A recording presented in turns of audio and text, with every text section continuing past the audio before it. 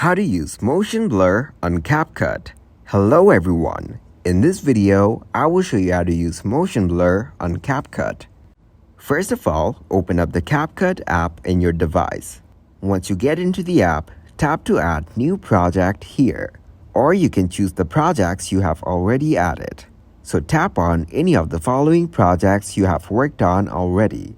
Once the video is added for editing, simply click on the video, then the editing bar will show up from the bottom. Then tap on the specific part of the video you want to blur. Now swipe right in editing and tap on motion blur. After that, you can set the level of blur you want for this video. You can increase the blur into its maximum capacity. After applying the motion blur, tap to play the video. Then, you will see the part of the video which you blurred. It will take some time to execute the command, but it will work for sure. Thank you guys for watching this video. Hope you got some value.